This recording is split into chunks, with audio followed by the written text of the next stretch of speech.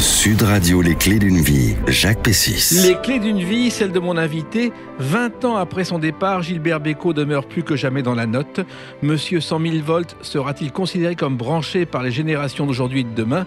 Vous faites tout pour cela. Bonjour Émilie Bécaud. Bonjour Jacques. Alors vous êtes l'une des filles de Gilbert Bécaud.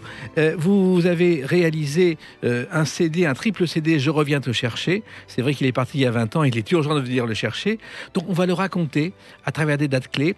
Je sais des choses sur lui, vous savez des choses sur lui. On va essayer de combiner tout ça. D'accord. Alors on va le faire avec des dates. La première date, c'est le 24 octobre 1927. Oui. C'est sa naissance. Oui. Voilà. Alors, c'est curieux parce que Bécaud, je ne sais pas si vous le savez, ne racontait jamais son passé, Émilie. Si, je le sais. Il racontait pas son passé. Ce qui l'intéressait, c'était demain. Oui, toujours. Toujours, tout le temps. Et quand on lui demandait ce qui s'est passé hier, il changeait de sujet. Oui, puis en plus, il s'en souvenait pas parce que c'était pas. C'est ce qui l'intéressait, c'était demain, après-demain. Alors, l'avenir. Il s'appelle Gilbert François Léopold Silly et il est le fils de Louis Bécaud. Il y a une explication. Oui. L'explication, c'est que son père s'appelle Albert, qu'il est parti et que sa mère, qui s'appelle Lily, a rencontré Louis Bécaud et qu'il est devenu donc le fils de Gilbert Bécaud. C'est ça. Le père de Gilbert Bécaud, plutôt. Donc, l'enfant, je ne sais pas si vous en parlez, mais il paraît que c'était un enfant turbulent, Gilbert. Comme j'étais pas née, c'était un peu compliqué, mais d'après ce qu'on m'a dit, oui, il était turbulent, il faisait pas mal de petites bêtises, oui, comme un enfant en fait, je pense. Oui, sauf qu'il descendait les rues avec une sorte d'ancêtre des skateboards, il finissait au commissariat régulièrement. Mais je pense qu'il a inventé beaucoup de jeux et beaucoup de choses bien avant l'heure en fait. Et ce qui est étonnant, donc il est né à Toulon, mais il a grandi à Nice, et il a grandi rue Verdi. C'est bien pour un musicien. C'est plutôt pas mal, moi je trouve. Un bon filon en tous les cas. Et je crois qu'il a fait le conservatoire de Nice. Oui. Et ça, c'était un moment important pour lui. Je pense, oui, que c'était important pour apprendre tout ce qu'il a réussi. Ça l'a emmené à faire plein d'autres choses après, pour pouvoir arriver là où il en est. Oui, mais en même temps, il aurait pu être un chef d'orchestre, c'était son rêve. C'était un surdoué de la musique. Oui, mais là, après, avec les rencontres qu'il a fait plus tard et tout ça, sa direction a changé. Comme beaucoup de jeunes, tu pars sur une idée et puis après, en fait, tu t'en vas ailleurs. et quand vous voyez Gilbert Bécaud jouer au piano, c'était magique, c'était sa vie. Oui, c'était le piano faisait partie de lui. C'était une extension de ses bras, en fait, c'était une extension de son cerveau. Tout ce qu'il imaginait, il pouvait le passer par le piano, oui. Il commençait par des gammes, je crois. Des petites gammes pour se faire les doigts au début. Oui, pour se faire les doigts, un petit échauffement comme tout le monde, comme tout grand pianiste fait, je pense. Et puis après, les légendes qu'il a fait, c'est-à-dire taper sur le piano, le maltraiter. Voilà, il en a fait son petit. Je dirais pas son doudou parce que c'est peut-être un peu bébé, mais c'est ça. C'est son jouet à lui, quoi. Et son enfance, il l'a évoqué dans une chanson. Il y a tout au long des marchés de Provence qui sentent le matin la mer et le midi, des parfums de fenouil, melons et céleri, avec dans leur milieu quelques gosses qui dansent. C'est vraiment une chanson qu'on fredonne encore aujourd'hui et qui évoque tout le midi. C'est sa jeunesse, c'est papa. Voilà. Il avait ce côté, d'ailleurs, cet accent du midi qu'il avait conservé, il avait un côté méditerranéen. Oui, je dirais il avait le sang méditerranéen. Dans la colère. Oui. Quand il se mettait en colère, c'était terrible. Puis non, puis je pense que les gens du Sud sont plus énergiques que les gens du Nord. Oui. Donc, voilà. Et il en faisait partie. Donc, son beau-père, Louis Bécaud, vient à Paris au Lido travailler. Il va quitter Nice pendant quelque temps. Et le Lido, à l'époque, il y avait eu le Lido de Paris qui était une plage au 78 Champs-Élysées, qui était une plage où il y avait des cabines de bain, où il y avait une piscine, qui a fermé pour faillite. Et c'est devenu le Lido, le cabaret qu'on connaît aujourd'hui. Et donc, le père de Gilbert, donc votre grand-père, a travaillé comme sommelier, maître d'hôtel au Lido pendant des années. Et il a quitté Nice. Et il a été rejoint par sa femme et ses enfants en 40, et après ça a été la guerre, et je crois que Gilbert est parti dans le maquis en 43 pour éviter la Gestapo et les nazis. Il est parti assez tôt, oui, dans le maquis, pour sa protection et puis pour la protection de sa mère aussi, de ses sœurs. Donc oui, ils sont vite fuis comme la plupart des personnes ont pu fuir, ils ont fui, oui. Oui, parce que Louis Bécaud était, je crois, devait partir pour le STO. Il y a échappé. Et surtout, Jean, le frère aîné de Gilbert, je ne sais pas si vous l'avez connu. Oui, je l'ai connu très brièvement, mais je l'ai connu, oui. Et il a été un des premiers résistants, un des premiers à s'engager dans la France libre en 40. Ah, je crois que c'était la tête. Voilà. La tête de la résistance. Oui, exactement. C'est plutôt ça, oui. Et donc, il a été dans le maquis où il a emmené Gilbert pour le protéger, justement. Oui. Et c'est dans le maquis que Gilbert a fumé ses premières cigarettes. Après, là, ce qu'il a fait dans le maquis, ça reste dans le maquis. Oui. Je ne sais pas.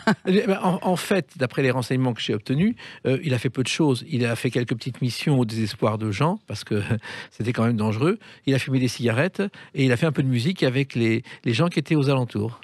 Bah, j'étais pas née, donc je pense que oui, vous aviez tout à fait raison. Voilà. Oui. Mais je suis content de vous l'apprendre. Et puis il y a une chanson de cette époque qui est évoquée, qui est une chanson de Louis Amade. On pense qu'elle évoque la Seconde Guerre mondiale. En fait, elle évoque la guerre d'Espagne. C'était mon copain. C'était mon copain, c'était mon ami, pauvre vieux copain de mon humble pays. Je revois son visage au regard généreux. Nous avions le même âge et nous étions heureux. Cette chanson est extraordinaire. On a les poils qui se hérissent en l'écoutant, non? Bah, je trouve qu'il l'interprète bien et puis les paroles allaient et vont bien. Oui, c'est Louis Amade qui l'a écrite après la guerre d'Espagne. Donc, la guerre se termine. Gilbert vient à Paris. Il devient pianiste de bar. Je ne sais pas si vous en a parlé. Non. en fait, pour tout vous dire, que je suis content de vous apprendre sur votre papa. Et Groom aussi, je sais qu'il était Groom à un moment donné. Groom à l'hôtel de Noailles, près des Champs-Élysées. Mais il a tout fait pour gagner sa vie. Et vous savez, à l'époque, les pianistes de bar, on mettait une petite pièce, une petite soucoupe, et Dans on la mettait soucoupe, et oui. il vivait de ça. Et puis un jour, il est repéré par Jacques Pils. Jacques Pils, c'était au départ quelqu'un qui avait créé un duo très célèbre avec Couché dans le foin, avec Pils et Tabet. Hélas, le métier de toréador n'a jamais été notre fort. J'aimerais mieux qu'on m'injurie, qu'on me pende ou qu'on m'expatrie, plutôt que de toucher un pis de ma vie. Cette chanson était un grand succès dans les années 30. Je ne sais pas si vous l'avez entendu déjà. Jamais. En fait, Pils et Tabet était un duo qui a créé cette chanson de Mireille et Jean Nohain, qui était depuis des mois et des mois sur un placard des éditions Raoul Breton. Personne n'en voulait. Ils sont tombés dessus et ils en ont fait le premier succès des duos. Et c'est comme ça que Charles Trenet et Johnny S ont continué ensuite. Génial, donc un premier tube en fait. Un premier tube, et c'était Jacques Pils. Et Jacques Pils, donc un jour, il repère Gilbert en train de jouer du piano-bar et il trouve qu'il a un vrai talent. Et, Merci. et il va l'engager comme pianiste pour une tournée en Amérique, car il est célèbre sous le nom de Mr. Charme en Amérique. Et l'Amérique, déjà, ça faisait rêver Gilbert. Il en parlait de l'Amérique. Bah, moi, quand je suis née, ma mère étant américaine, donc il y avait déjà été et tout ça. Il me parlait pas vraiment d'avant. Donc c'est compliqué pour moi de répondre à ces questions parce que j'ai pas trop de réponses en fait. Mais je les ai, donc pas de souci. Et encore une fois, on est là pour défendre la mémoire de Gilbert et pour essayer que les nouvelles générations les apprécient autant que ceux qui ont écouté déjà ces chansons et ont eu le privilège de le voir sur scène. Donc, Gilbert part aux États-Unis avec Jacques Pils. Il fait une tournée de piano. Ils jouent dans des hôtels, ils vont à Rio, enfin c'est une belle vie. Et puis, un jour, ils décident d'écrire une chanson pour Édith Piaf. Et cette chanson, ils vont la porter à Édith Piaf. Édith Piaf va écouter la chanson et garder Jacques Pils. Cette chanson, c'est « Je t'ai dans la peau ». J'étais dans la peau, y a rien à faire. Obstinément, tu es là. C'est une des premières chansons composées par Gilbert Bécaud. On sent déjà le mélodiste qui est présent. Ouais, tu sens une petite vibes à l'intérieur. Et Piaf, il en parlait de temps en temps? Non. Alors ça a été terrible pour lui, parce qu'en fait, quand il est arrivé avec Jacques Pils, il était là tous les après-midi pour répéter, et elle le traitait, mais comme un moins que rien. Oui, ça je sais, ça il l'avait dit, qu'elle n'était pas gentille avec lui. Oui. Vous savez ce qu'elle lui faisait? Des tortures. Enfin, des tortures. Mentales, psychologiques. Oui, elle lui disait tu réussiras jamais, tu chanteras jamais. Elle l'appelait le jeune chien. Oui, c'est fou, hein. Dès qu'il y avait une course à faire, c'était lui. Le soir, quand Pils n'était pas là, elle l'obligeait à lui lire au lit Autant n'emporte le vent. C'est fou, hein. Aujourd'hui, il n'y en a pas un qui ferait ça. Hein. Non, mais elle le faisait. Et Gilbert conservait quand même une affection pour Piaf, ou il en parlait jamais? Bah, moi, il m'en parlait pas. Je pense qu'il a dû en parler à maman. Mais je sais qu'il la portait dans son cœur, ça c'est sûr. Hein. Elle était importante pour lui. Mais oui, il m'en parlait pas comme on en parle aujourd'hui, de nos jours, où on l'entend plus très souvent. Mais oui, il l'aimait bien malgré tout. Bon, et en tout cas, je sais qu'un jour, elle a dit si j'ai fait tout ça parce qu'il fallait que tu apprennes le métier. T'es quand même faux cul comme c'est pas permis. Un peu, oui. Mais elle a été ravie de son succès, elle l'a applaudi. Oui. Et c'est vrai que Piaf a assisté au premier récital de Gilbert Bécaud à l'Olympia. Bah, je pense, oui. Ouais. Et c'était quand même une femme exceptionnelle. Ah, c'était une grande dame. Voilà. Et je pense que Bécaud est un grand monsieur et qu'il faut le défendre. Et on va continuer à l'évoquer à travers une autre date, le 17 février 1955. A tout de suite sur Sud Radio avec Émilie Bécaud. Sud Radio, les clés d'une vie, Jacques Pessis. Sud Radio, les clés d'une vie, celle de mon invité Émilie Bécaud. Nous évoquons Gilbert Bécaud qui nous a quittés voici 20 ans. Donc vous êtes l'une des filles de Gilbert, de la seconde femme de Gilbert, Oui. Kitty.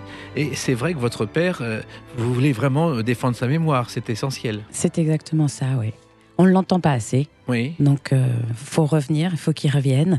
Il est aussi bon que Brel, il est aussi bon que Brassens, il est aussi bon que Jodassin, il est aussi bon que tous ces gens-là qu'on connaît aujourd'hui, Caznavour, d'ailleurs, ils étaient très amis.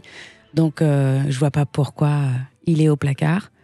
Donc, je fais tout en œuvre avec toute mon équipe de pouvoir le relancer. Oui, mais il y a des années qu'en plus que vous faites ça, parce que pour ces 10 ans, déjà, vous avez fait un magnifique coffret intégral.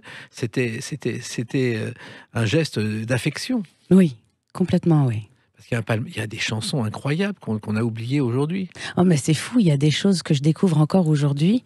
20 ans après, je découvre encore des choses et il m'épatera toujours, en fait. Alors, il a épaté le public le 17 février 55, c'est la seconde date que j'ai choisie, parce que ce jour-là, il devient l'idole des jeunes. Encore une date où je suis pas née. Mais oui, mais désolé, et il était en avance sur son temps et sur vous. C'est le jour où à l'Olympia, on a cassé 439 fauteuils parce qu'il s'est produit pour la première fois. Vous savez ce qui s'est passé? Il vous l'a raconté? Vous en avez entendu parler? J'en ai entendu parler, mais je vous en prie. Non, mais allez-y si vous Non, voulez. non, je vous en prie. Non, mais vous le savez mieux que moi. Non, mais on va le faire ensemble tous les deux. Allez. Vous savez qu'il passe à l'Olympia en vedette, et je crois que l'après-midi à 17h, il y a un après-midi spécial gratuit pour les jeunes. Oui.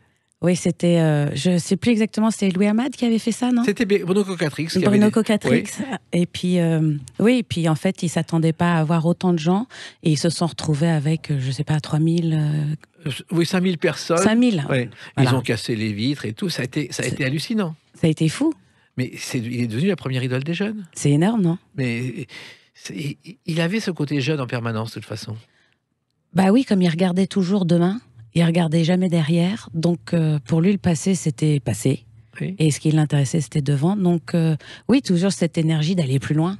Et l'énergie, il l'avait. Et dans ce premier Olympia, qui a été triomphal, parce qu'on a vraiment découvert, il y avait cette chanson. Quand tu danses devant moi, je sens mon cœur qui bat au rythme de tes pas. Quand tu danses devant moi, je sens la vie qui va. Et je pense que jamais tu ne devrais t'arrêter de danser. Alors danse devant moi, je t'en supplie, n'arrête pas. J'ai besoin ce soir de tout oublier. J'ai besoin de te regarder danser. La cadence dans C'est vrai que c'est une musique, un rythme très différent de ce qu'il y avait à cette époque-là. Et encore, celle-là, c'est la version plus lente. Oui. La version plus rapide, à mon avis, il a inventé le rap. Mais complètement. C'est évident. Le débit de parole était hallucinant. Mais comment il faisait? Je sais pas. Ouais.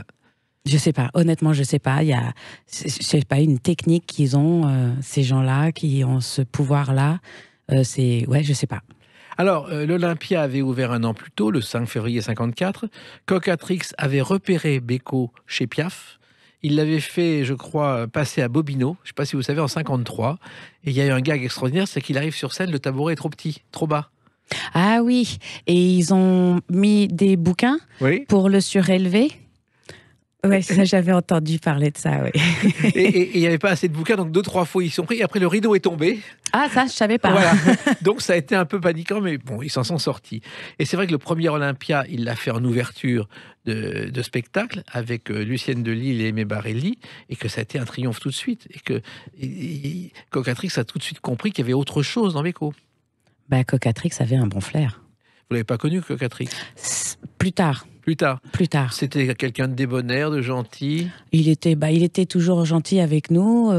Voilà, moi, j'ai jamais vu de mauvaise humeur. En même temps, je travaillais pas avec, j'étais trop jeune. Donc, ouais, il était toujours très agréable. Oui, il considérait d'ailleurs Beko comme l'un de ses fils spirituels, parce qu'il avait été musicien aussi avant Cocatrix. Il avait dirigé un orchestre, écrit des chansons. Ah, je savais pas. Et donc Clopin Clopan, qui était un des grands succès des années 40-50.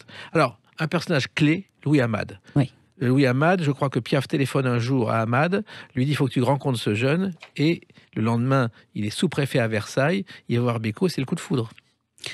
Bah oui, en fait. Oui, coup de foudre musical et d'auteur, de mots. Je pense qu'ils se sont bien trouvés tous les deux, oui. Vous l'avez pas connu, Louis Amade? Si. C'était un personnage d'une gentillesse. C'était Palou pour moi. C'est-à-dire? Il s'appelait Palou pour moi. Pourquoi C'était, voilà, je l'ai connu toute petite, il m'a écrit un poème. Oui. Ouais, que j'ai à la maison. Je le connais oui, je l'ai toujours connu, Louis Amade. Il était spécial pour moi. C'est comme Tonton Maurice Vidalin. Oui, autre auteur de chansons de Voilà, Beko. c'était des personnages qui sortaient de l'ordinaire. Je ne sais pas comment l'expliquer, mais adorables, touchants. Ils avaient beau avoir l'air d'être costauds et durs. En fait, c'était des petits oursons à l'intérieur. Ils étaient tout mignons, tout gentils, tout pleins. Et Maurice Vidalin était quelqu'un avec qui Beko a beaucoup travaillé. Oui. Il adorait travailler avec lui parce qu'il riait beaucoup avec lui, je crois, non? Ah ouais, ah oui. Vous avez des souvenirs de ce côté-là? Ouais, ça rigolait beaucoup à la maison. Ça rigolait beaucoup. Mais par contre, quand ça travaillait dur. Oui. Mais quand ça rigolait, ça rigolait aussi dur que ça travaillait, en fait. Oui, Voilà. parce que Beko, il laissait rien passer. Il travaillait très dur. Il y avait des engueulades quelquefois. Ah oui, oui. Bah après, là, c'était dans leur domaine. Oui. Nous, les enfants, on n'avait pas le droit de rentrer. Ah bon? Non, bah non, interdit aux enfants. Tu rentres pas dans le bureau de ton père comme ça. et voilà. Donc, nous, c'était interdit. Mais oui, bien sûr que ça râlait, oui. Alors, il y a Amade, ça donne une chanson. En fait, il montre un poème à Beko à Versailles. Le lendemain, Beko fait une musique. Et cette musique, Amade va l'écouter et il va dire: tu vas être le grand chanteur de demain. Beko voulait pas chanter. Et il chante quand même. C'est cette chanson, Les Croix. Et moi, pauvre de moi, j'ai ma croix dans la tête, immense croix de plomb, vaste comme l'amour. J'y accroche le vent, j'y retiens la tempête, j'y prolonge le soir et j'y cache le jour. En une nuit, il a écrit ce chef-d'œuvre. Bah, quand t'es inspiré, je pense que il te faut pas longtemps, en fait. Oui, mais lui, c'était une mécanique. Il ne dormait pas tant que c'était pas composé. Bah, tant qu'il avait une idée dans la tête, voilà. C'est ça. Donc, Amade devient son premier auteur et ensuite, il fait une tournée avec Marie Bizet, qui est une chanteuse fantaisiste totalement oubliée aujourd'hui, qui était géniale, qui chantait « Connaissez-vous l'auberge des trois canards ?» C'était totalement délirant.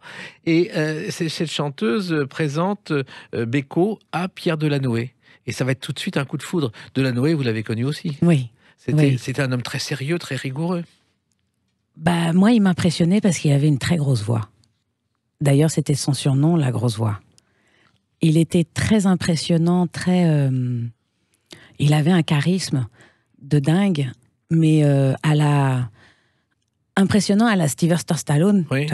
Je sais pas comment l'expliquer. Pour moi, en tant qu'enfant, il était, il me faisait un peu peur, pour être honnête, à la base. Et après, quand j'ai grandi, j'ai appris à le connaître, mais c'est ça qui m'impressionnait le plus chez lui, c'était sa très grosse voix. Il avait aussi un gros talent pour écrire. Ah oui, après, ça, évidemment, c'est indéniable. C'est une vitesse incroyable et il savait chaque mot. Bah, il connaissait son artiste en face. Oui. Donc quand tu connais ce que tu as en face, c'est plus facile à travailler, je pense, et donc plus rapide. Donc, comme ils se connaissaient tous très bien, je pense que quand ça prenait du temps, c'était aussi parce qu'ils en avaient un peu envie que ça prenne du temps. Oui, c'était heureux comme ça. Et la première chanson de Delanoë et Beko, c'est Mes mains. Mes mains, quand elles tremblent de fièvre, c'est de nos amours brèves qu'elles se souviennent encore. Mes mains caressent dans leurs doigts des riens venant de toi, cherchant un peu de joie. Mes mains se tendent en prière vers ton ombre légère, disparue dans la nuit. Mais ce sont des mélodies exceptionnelles. Comment peut-on aujourd'hui ne pas les écouter? Je ne sais pas. Voilà. Mais c'est des vraies mélodies. Ah bah oui. Des classiques. Oui. Enfin, je crois que Delanoë et Beko se mettaient au piano, ils composaient, Delanoë lançait un mot et ça partait. C'est ça, à peu près, oui. Alors, il y avait quand même quelques séances d'engueulade, et puis il y a eu le cinéma. Je ne sais pas si vous le savez, mais Beko a débuté au cinéma avec Marcel Carné, dans un film qui s'appelait Le pays d'où je viens, qui a été un succès. Et puis après, il a fait un autre film qui s'appelait Croque-Mitoufle. Oui. Et Croque-Mitoufle, c'est un mot qui n'existait pas. Non, je crois que c'est lui qui l'a inventé. C'est Delanoë qui l'a inventé. Ah, c'est Delanoë. Et ça a fait une chanson. Je me rends croque-mitoufle au fond des pantoufles quand tu n'es pas là. Et je méfie les filoches comme un fond de poche quand tu n'es pas là. C'est fou les mots comme ça qui sont aujourd'hui dans le vocabulaire courant, qui viennent de Beko, de Delanoë, d'Ahmad. Bah, moi je trouve ça génial. Oui. Ouais. Ben, ce qui est encore plus génial, c'est qu'on va continuer à évoquer Beko avec une autre date, le 25 avril 1965, sur Sud Radio, avec Émilie Beko. Sud Radio, les clés d'une vie, Jacques Pessis. Sud Radio, les clés d'une vie, celle de mon invité Émilie Beko. Gilbert Bécaud nous a quittés voici 20 ans. Vous défendez sa mémoire et sa postérité et vous publiez, vous avez réalisé Je reviens de chercher un 3 CD avec des pépites, des choses qu'on entendait peu de Gilbert Bécaud. Oui, j'ai essayé avec l'équipe et Warner. On a essayé de faire quelque chose d'un peu différent. Des raretés, il y a des chouettes raretés là-dedans. Il y a le Musicorama de Europe 1. Oui, qu'il a fait en 75 et qui sur scène, qui est magnifique, que personne n'avait jamais entendu. Voilà, moi inclus. Voilà, il y a des chansons avec un medley qu'on a un peu oublié, et puis il y a quand même les classiques, parce que les classiques de Beko, il faut les défendre. Ah bah oui. Et ça, alors dans les classiques de Beko, il y a cette chanson qui a été créée le 25 avril 1965 à Moscou. Il avait un joli nom, mon guide, Nathalie. La place rouge était blanche, la neige faisait un tapis, et je suivais par ce froid dimanche Nathalie. Cette chanson, c'est l'un des classiques de Beko. Oui. On n'imaginait pas un récital sans Nathalie. Ah si, on en a fait. Ah bon? Ouais, on en a fait sans Nathalie, ouais. On en a fait quelques-uns. Mais sinon... elle était tout le temps là. C'est comme Et maintenant. Voilà. Et La solitude, c'est des chansons que tu peux pas retirer comme ça. T'es obligé de les faire, les gens les demandent en fait. Alors, cette chanson, elle est née, je crois, à Moscou. En fait, pendant un an, Delanoë voulait faire une chanson sur la Russie. Beko ne trouve pas de musique. Et puis, un jour, Delanoë lui dit « La place rouge était vide, etc. » Et ça, c'est parti. Et il l'a créé à Moscou lors d'une opération incroyable. C'est-à-dire, on ne peut plus l'imaginer aujourd'hui. Beko et Georges Craven, roi des relations publiques, ont affrété un Boeing et ont emmené pour le week-end 50 personnalités du tout Paris à Moscou pour voir le spectacle. Génial. Et c'était la première de Beko, avec quelques soucis parce que la censure soviétique voulait écouter Nathalie. Donc vous qui connaissez bien votre père, il a failli partir en courant et en colère. Et puis, il a fallu trouver une Nathalie. Oui. C'était une étudiante. Et puis, il y a eu le fameux café Pouchkine, parce qu'il n'existait pas, je crois. Ah, il n'existait pas. Il a été mis en place quelques années avant son décès. Oui. Et on a fait l'ouverture du café Pouchkine, d'ailleurs, tous les deux. Comment c'était? Alors, qu'est-ce que c'était, ce café Pouchkine? C'est très russe. Je veux dire, décoration très russe. Il y en a un à Paris, là. Oui, oui. Et c'est à peu près pareil. Voilà. Mais en même temps, se retrouver à Moscou pour inaugurer le café Pouchkine, ça va être un moment extraordinaire. Ah, c'était impressionnant, oui. C'était très impressionnant parce que c'était mon premier voyage à Moscou. Il neigeait, bien sûr. Oui. Et fatalement, on a été sur la place rouge. Oui. Et mon premier réflexe d'enfant, j'ai dit, mais pourquoi tu l'as appelée la place rouge? Elle n'est pas rouge. Elle est blanche. Voilà. Donc, ce qui est un peu ridicule. Mais, et puis, j'ai découvert Moscou comme ça, avec lui. C'était une expérience inoubliable. Ouais. Mais en même temps, il vous avait amené, c'était un beau cadeau. Ouais, très beau cadeau, ouais. Alors, cette chanson a vraiment été le point de départ de sa tournée internationale, parce qu'on l'oublie un peu, mais Gilbert Bécaud est une star internationale. Ouais. Donc, C'est fou, hein? Mais il n'en parlait jamais. Non. J'ai jamais compris pourquoi. Jamais. Jamais, jamais. Je veux dire, aux États-Unis, au Canada, au Japon, partout dans le monde, il est connu et il en parlait jamais. C'était le passé, presque. C'est ça. Alors, ce qui s'est passé, c'est qu'au départ, il a fait des galas pour un prix défiant de concurrence pour pouvoir être connu, et le bouche à oreille a fait le reste. Et je crois que le premier concert, c'est au Philharmonic Hall à New York, qui est en 66, le 22 avril. Et là, la critique et dithyrambique ont dit il chante comme si sa vie entière en dépendait. Oui. Et ça, c'est vrai. Bah oui. Sur scène, c'était un autre homme. Oui, il incarnait ses chansons. C'est-à-dire que déjà, il interprétait pas tout le temps ses chansons de la même manière tous les soirs. Je pense qu'il savait pas faire le côté mécanique.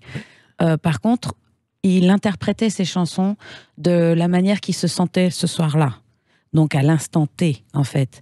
Donc, oui, je suis... Ouais, ça m'étonne pas, oui. Alors, c'est un triomphe total. Je crois qu'il a fait 930 chansons en 4 semaines au Waldorf Astoria, parce qu'il était capable de ça. J'apprends.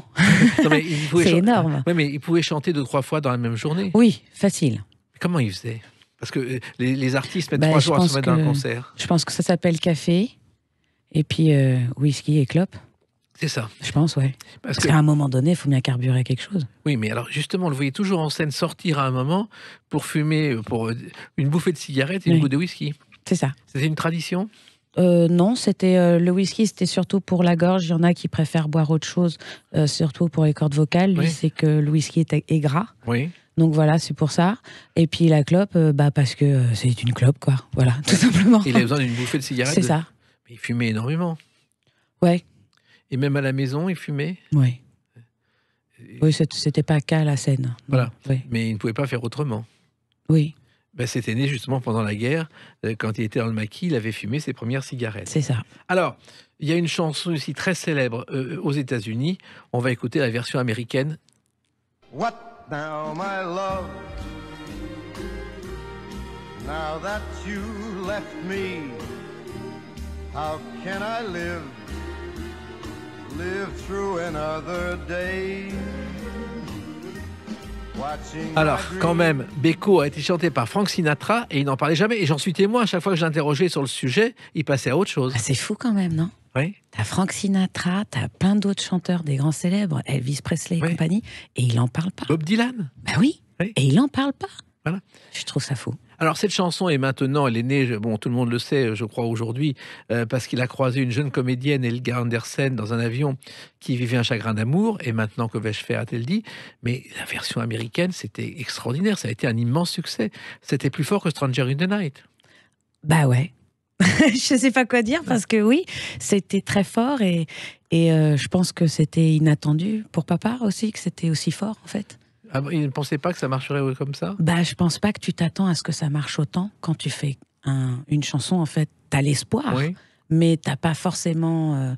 Tu te dis pas ouais, ça va partir et t'es pas sûr à 100%.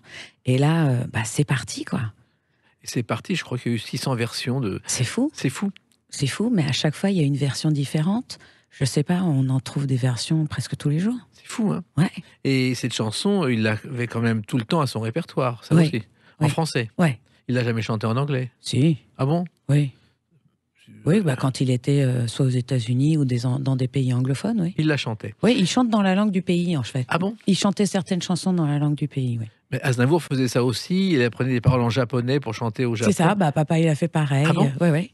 Dans toutes les langues, là où il partait travailler, il chantait au moins 1 à 2 chansons dans la langue d'origine. Il avait appris le japonais ou Alors non, c'était plutôt écrit phonétiquement, mais en espérant qu'il n'ait pas dit des choses qu'il fallait pas dire ou mal prononcer. Voilà, mais sinon, oui. Et puis, il y a une autre chanson, alors c'est « Je t'appartiens ». On va écouter la version française et puis après la version anglaise. Comme l'argile, l'insecte fragile, l'esclave docile, je t'appartiens. De tout mon être, tu es le seul maître, je dois me soumettre, je t'appartiens. Il faut savoir que c'est une chanson qui a été composée par Beko bien avant votre naissance, Oui. Émilie. C'est-à-dire que c'est un de ses premiers disques, je crois que c'était 53-54. Il va aux États-Unis même en 54 faire une petite tournée. Il enregistre un album Young Man of Paris in Modes of Love. Et il y a cette chanson, Je t'appartiens, en français, dans cet album, et personne n'en parle. Et d'ailleurs, ça n'a même pas été un succès au début. Bah non, j'étais pas au courant. Non, c'était un succès. En revanche, il y a 20 ans après, les Everly Brothers, Oui. qui sont un duo de chanteurs et de guitaristes rock'n'roll, qui ont démarré, alors, ils ont démarré à 10 ans à la radio avec une émission très populaire qui s'appelait l'Everly Family Show. Ça passait dans l'Iowa et c'est comme ça qu'ils sont devenus des superstars et de la chanson. Et bien avant Michael Jackson, ils ont appliqué les mêmes principes. Et un jour, ils découvrent cette chanson et ils en font Let It Be Me. Don't take this heaven from one if you must cling to someone now and forever. Let it be me. Each time we meet love, I find complete love without your sweet love. What would life Là, je crois qu'il y a quelques centaines de versions. Vous la connaissez, cette chanson? Oui. Vous la chantez quelquefois pour le plaisir ou même sur scène? Ça vous arrive? Ouais, quand là on prépare une tournée pour hommage à papa. Oui. Et oui, je chante les chansons de papa, bien sûr. Oui, car vous avez chanté aussi, Émilie. Ouais. Depuis toujours ou c'est venu avec votre père? Bah, je chante depuis toujours avec papa. C'est-à-dire? J'ai commencé, j'avais 5-6 ans. Oui. Bah, chez les Carpentiers, justement, j'étais là. Et pour un duo, Mañana c'est Carnaval. Oui. Et puis voilà, en fait, ça fait boule de neige. Après, j'en ai fait un autre. Et puis là, le troisième qui est sorti. Voilà. Et on va écouter tout à l'heure une chanson qui vous permet de rendre hommage à votre père. Mais c'est vrai que ces chansons, mais on les fredonne le matin et on peut plus en sortir après. Eh ben, je suis ravie. Non, mais c'est vrai, ça fait partie des mélodies qu'on retient presque systématiquement.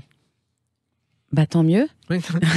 Alors, il y a une autre chanson aussi qui est très importante dans la carrière de Beko, et tout le monde ignore que cette chanson est entrée dans l'histoire sous autre forme, c'est celle-ci. Me voyez-vous sur des gondoles, entraîné au fil des canaux, de tarentelle en barcarolle, dansant le soir au bord du Lido, marchant sur le pavé de Rome, comme un Anglais aux Champs-Élysées, là-bas je serai. Vous connaissez cette chanson? Non. C'est Salut les copains.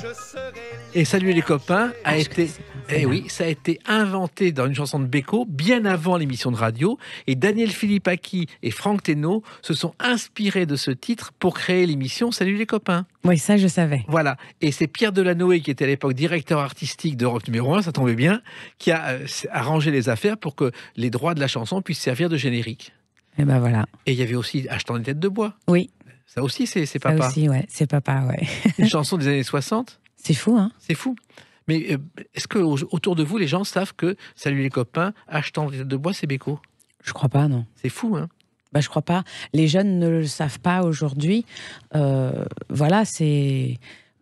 Bah, comme on le disait au début, parce qu'il n'est pas assez joué et on n'en parle pas assez. Voilà. Mais il faut écouter Achetant les têtes de bois. D'ailleurs, il était le parrain de l'émission d'Albert Resner. Et chaque fois qu'il y a aujourd'hui Achetant les têtes de bois ou la tournée des têtes de bois, c'est grâce à Gilbert. C'est ça. Voilà.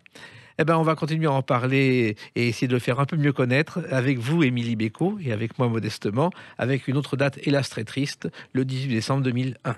A tout de suite sur Sud Radio avec Émilie Bécaud. Sud Radio, les clés d'une vie, Jacques Pessis. Sud Radio, les clés d'une vie, celle de mon invité Émilie Bécaud.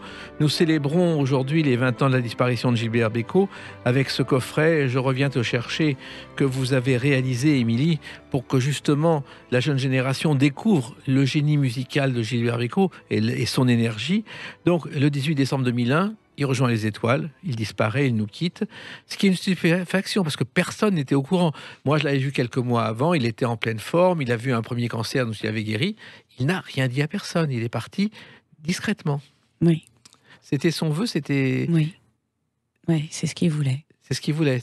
Il se savait malade, il savait que... Oui, il était malade depuis longtemps, oui. Il vous en parlait, vous le viviez ou... On le vivait avec lui, oui. Et comment ça se passait? Parce qu'il y avait un moral d'acier. Oui, il avait un moral. Pour toute personne qui se trouve dans cette situation-là, je ne sais pas à quel point il est ton moral. En tous les cas, pour ceux qui sont autour, t'es un battant, tu te bats, t'es à fond, tu fais tout pour, et puis t'essayes de survivre et de respirer, et surtout de garder ta ligne droite pour assurer pour lui. C'est-à-dire que, en fait, moi, je l'avais rencontré quelques mois avant. Il était encore en bonne santé. Enfin, il m'avait dit qu'il avait guéri de son premier cancer. Il avait un premier cancer, je crois, de la bouche, et qu'il avait beaucoup souffert, qu'il s'était tordu de douleur, mais que ça allait mieux et que c'est reparti. Parce que je crois que Kitty, votre maman, disait il se croit immortel. Oui. C'est vrai? Oui. Il en parlait de ça. C'est assez étonnant. En fait, je pense pas qu'il se croyait immortel. Il avait peur de la mort. Oui. Donc il voulait pas en parler. Voilà. Donc, quand tu en as peur, tu refuses. Alors, Kitty, justement, votre maman, il l'a rencontrée, je crois, dans un dîner, et elle a découvert qu'il avait composé cette chanson. Le jour où la pluie viendra, nous serons, toi et moi, les plus riches du monde.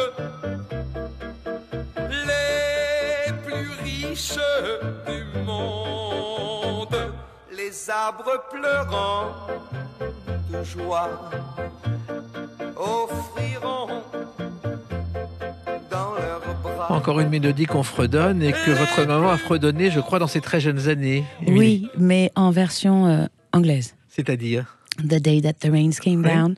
Donc, oui, elle l'a appris à l'école quand elle était petite. Et après, quelques années plus tard, elle vient en France en tant que mannequin, top modèle, mais à l'époque, on ne disait pas ça. Oui. Et elle l'a rencontré à un dîner, et quand il lui a dit que c'est lui qui avait écrit la chanson, elle a refusé parce qu'elle l'avait appris à l'école. Voilà. Et que c'était pas possible. Bon, et finalement, ils se sont plus quittés. C'est ça. Et je crois que Kitty et puis votre famille, ça a été le socle de Gilbert. C'était très important parce qu'il était partout dans le monde, sauf pendant certaines périodes. Oui. Sa famille, c'était son point d'attache.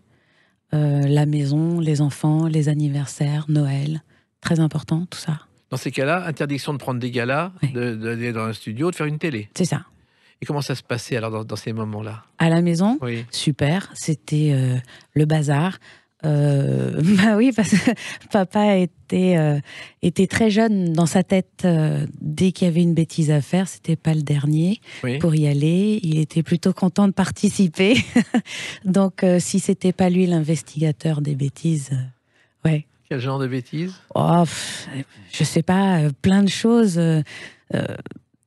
Comme tout d'un coup, décider de convaincre le maire du village de faire une plage parce qu'il faut que les touristes viennent autour et aillent se baigner au bord d'une rivière. Oui. Voilà, donc il faut faire une plage. Voilà. Et il faut faire un VVF. Et il faut faire un barbecue. Je veux dire, des choses comme ça. Et il partait dans ses délires et les gens le suivaient en général. Et ça marchait, ces idées en plus. C'est ça le pire, c'est que ça marchait. Alors, à cette époque, vous aviez, je crois, un chalet à Cran-sur-Sierre. Il y a des journaux qui publiaient des photos en famille. C'était les rares photos de Gilbert en famille. C'était une période aussi très importante, les sports d'hiver et la montagne et Noël. Noël. Plus que les sports d'hiver, mais oui, Noël à la montagne, à la neige, ça va avec le Père Noël, le traîneau et tout ça, quoi. Donc oui. Et alors, il y avait un voisin célèbre, je crois, qui était Aznavour. Ouais, notre voisin, oui. C'est vrai? Tonton Charles, ouais. Il était à côté. Oui, Et puis, j'allais à l'école des Coccinelles avec ses enfants. oui. Ouais. C'était vraiment la famille. C'était, bah oui, on traînait tous ensemble. Mais faut savoir qu'à l'époque, les artistes, quand ils étaient entre eux, se prenaient pas pour des artistes. Ils étaient lambda. Et donc, on avait des familles assez simples, en fait. Malgré le nom et le prestige que tu portes, c'était assez simple à la maison. Bah, c'était le cas d'Aznavour. J'ai longtemps été son voisin à Mouriès, en Provence. Je retrouvais chez le marchand de journaux, dans la file d'attente, C'est pour ça. acheter son quotidien. C'est ça, C'était pas un problème. c'est ça, Et personne ne s'intéressait à lui, ne le gênait. c'est ça. Même chose pour Gilbert. Exactement. Et justement, Gilbert Bécaud et Aznavour, ils se sont connus chez Piaf dans les moments difficiles. Oui, alors les pauvres. Les deux, je pense qu'ils n'ont pas été gâtés avec Piaf. Donc, elle l'appelait le génicon, Aznavour. Et elle lui Sympa. donnait de l'argent en disant va t'amuser, bois, drague, c'est comme ça que tu auras des idées pour des chansons. Comme quoi. Et à ce moment-là, ils étaient tous les deux un petit peu dans la mouise, ils n'avaient pas d'argent, ils n'avaient rien, non? Bah, je pense qu'ils étaient plutôt à la rue, donc ils ont suivi ses conseils. Ils n'avaient pas tort parce que malgré sa dureté et tout ça, ils en sont arrivés là quand même, quoi. Oui. Je veux dire, des superstars, des mégastars. Si c'est elle qui leur a donné un petit coup de pied aux fesses pour y arriver, eh ben merci Edith. Voilà. Et tous les deux, alors, ils écrivaient des chansons en secret. Dès que Edith arrivait, on cachait la chanson de peur qu'elle la prenne pour elle ou pour Jacques Pils. Ouais, c'est fou ça. Et ils ont comme ça écrit une quinzaine de chansons, dont celle-ci que Gilbert a bien sûr interprétée. Mickey, mais qu'est-ce que c'est? Une histoire de tous les jours. Mickey, mais qu'est-ce que c'est? Peut-être la fin d'un amour. La sirène brusqua, leurs adieux délicats, mais soudain tout se compliqua. C'est Aznavour et Bécaud. On retrouve les deux rythmes, d'ailleurs, il y avait des rythmes voisins. Bah ça s'entend, oui. Je trouve que ça s'entend, oui. D'ailleurs, à la fin de leur vie, ils ont voulu, et le projet ne s'est pas fait, hélas, refaire tout en duo. Je ne sais pas si vous le savez, Aznavour. Et ça ne s'est pas fait, hélas. Bah, des plannings très compliqués et pas trop le temps, en fait. Pas assez d'heures dans une journée, pas assez de mois dans l'année pour pouvoir se reconnecter. Mais ils s'étaient jamais vraiment perdus de vue. Hein. C'était quand même des amis. Hein. Oui, ils déjeunaient souvent ensemble, y compris dans les dernières années de Gilbert. C'est ça. Alors, une chanson aussi, il faut rétablir une vérité historique. Cette chanson n'est pas le générique de Star Academy. Tu as volé, as volé, as volé, as volé, as volé, as volé l'orange. Tu as volé, as volé, as volé l'orange du marchand. Tu as volé, as volé, as volé. Ça aussi, on a dû vous le répéter. Ah, c'est Star Academy, non, Oui. Federico? Oui. Ouais, c'est frustrant. C'est frustrant parce que finalement, cette chanson, c'est de 64. Il l'appelait le premier gospel français engagé à tendance sociale, je crois. Oui. Et c'est Clouzot qui l'avait mis en scène à l'Olympia. Il le bissait tous les soirs, ce qui était épuisant parce que c'est une chanson épuisante à chanter. Elle est fatigante à chanter. Elle te demande énormément d'énergie et beaucoup d'intention. Tu es obligé de donner beaucoup d'énergie, d'intention dans cette chanson. Et ouais, elle était fatigante à chanter, mais tellement chouette. Mais c'est une chanson aussi qui traverse les générations, même si on ne sait pas. C'est ça. Est-ce que c'est grave qu'on sache que c'est pas de Bécaud? Non, c'est pas grave. Bah moi, ça m'ennuie parce que c'est mon papa et puis j'aimerais bien que tout le monde le sache parce que voilà. Mais non, c'est pas grave tant qu'elle est chantée. Vas-y, allez-y, chantez-la. Ben voilà. Et Bécaud avait une autre particularité, il tutoyait le public. Oui. Et il lui faisait reprendre en chœur des chansons comme celle-ci. Quand il est mort, le poète. Quand il est mort, le poète. Tous ses amis. Tous ses amis. Tous ses amis pleurent. Chanson en hommage à Jean Cocteau. Et dès que Bécaud sur scène, je sais pas, vous l'avez vu, quand il est mort le poète, le public enchaînait. Ouais. Bah, ce qui était très impressionnant avec papa, c'est qu'il avait des gestes, des top départs et des arrêts avec son public. Son public connaît sa gestuelle, sait quand il faut démarrer, quand il faut arrêter. Et ça, c'est bluffant. parce qu'il contrôlait son public comme son piano, en fait. Si je peux me permettre, Oui. sans méchanceté, hein. Mais il faisait un geste, tout le monde reprenait la chanson, et il faisait un autre geste, tout le monde s'arrêtait. C'était fou, ils obéissaient au doigt et à l'œil, et c'était très impressionnant à voir. C'était le côté chef d'orchestre de Gilbert Bécaud. Oui, Avec l'orchestre côté le public. oui, mais pas. Sauf que je pense que il était peut-être un peu plus honnête qu'un chef d'orchestre avec son public, parce que quand il chantait faux, il n'avait pas peur de leur dire. Ah, bon, carrément. Il n'avait pas peur de leur dire et leur dire non, non, non, c'est pas ça. Attends, je te refais la note. On recommence. Tant que le public était faux, il recommençait la leçon.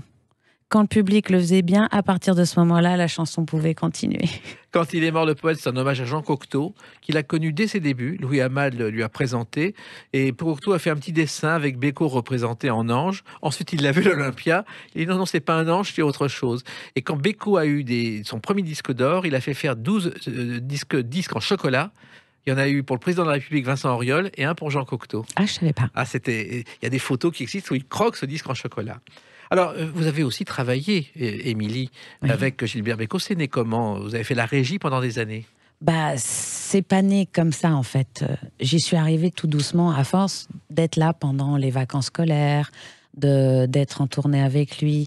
Bah, je savais où je mettais les pieds, je savais ce que je faisais, j'aidais à droite à gauche, et puis, bah, en fait, de fil en aiguille, je suis arrivée à être régisseur comme ça, quoi.